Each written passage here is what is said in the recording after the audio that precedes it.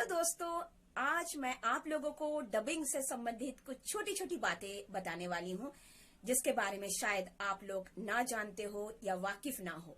तो जान लीजिएगा, क्योंकि बहुतों को लगता है कि डबिंग क्या है, डायलॉग डबिंग बहुत ही आसान काम है, लेकिन ऐसी बात नहीं है। इसमें आपका परफॉर्मेंस तो बहुत मायने रखता है, आवाज भी मायने रखता है, साथ साथ में हमें बहुत सारे टेक्निकल पॉइंट्स को भी मद्देनजर रखते हुए पढ़ना पड़ता है।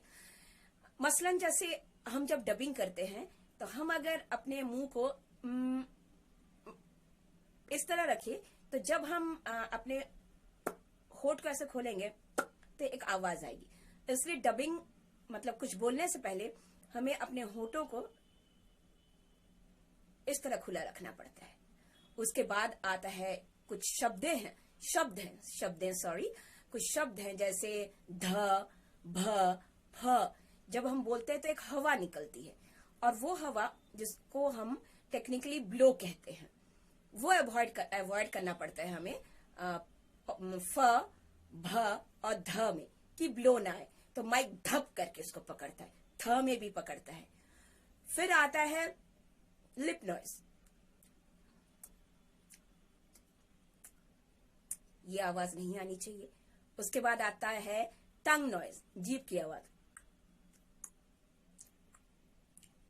बात करते हुए ऐसे कभी कभी आवाज आ जाती है, आम जिंदगी में हमेशा ही आती है, लेकिन हम वो नहीं कर सकते।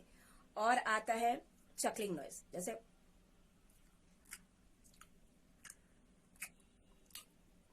मानो हम कुछ खा रहे हो, ये नॉइज नहीं आनी चाहिए।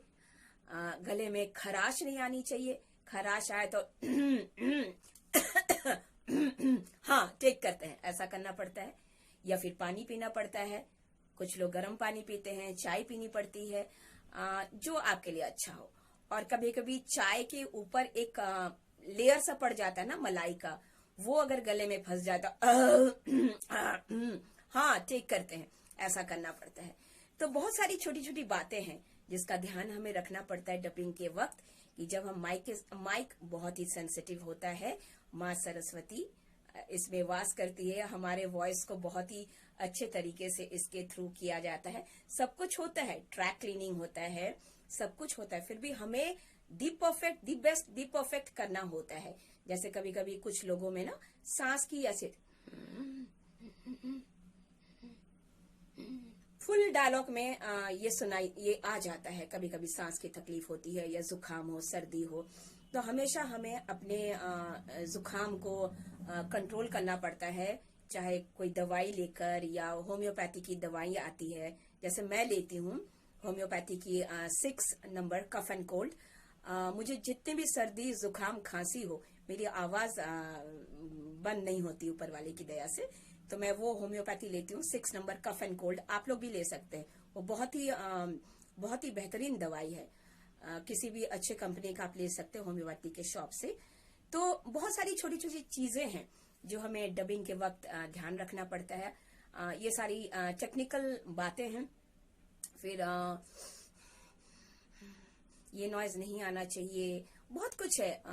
मतलब आपको डायलॉग बोलने के बाद अगर लास्ट में आप थक जाए तो ब्रीद आउट हो जाते हैं, ड्रॉप हो जाता है बोलते हैं, तो वो आपको पूरे लाइंस को, मतलब जैसे हाँ मैं जा रही थी तो मैंने कहा कि ऐसा हो जाएगा, उसके बाद ऐसा हुआ, उसके बाद ऐसा होना था, ये नहीं करना है। देखिए मैं वहां जा रही थी तो ऐसा हुआ, तो ऐसा होना था, ऐसा होना था, जहां तक आप ले सकते हैं वहां तक लीजिए, उसके आगे से लीजिए, क्योंकि इंसान ब्रीद आउट हो जाता है। उसके लिए ब्रीदिंग एक्सरसाइजेस बहुत मायने रखते हैं। योगा कीजिए, उससे आपको एक एनर्जी मिलेगी। आपका जो एनर्जी सांस लेने की जो प्रक्रिया है वो बहुत क्लियर रहेगा। तो बहुत सारी बातें हैं उस तरह की, सिर्फ डबिंग भर कर देने से नहीं होता है। और किस तरह से आप माइक के सामने बैठेंगे, किस तरह से आपको अगर जोर से बोलना है तो आपको माइक के इतने पीछे जाना है, किस तरह से कुछ जो शब्द हैं प फ बोलना है, तो उस समय अगर आप इस तरह से अपना हाथ हिला देंगे तो जो विंड माइक पे जाता है वो नहीं जाएगा। तो बहुत सारी बातें हैं जिसको हमें ध्यान रखना पड़ता है। देखा जाए तो डबिंग बहुत आसान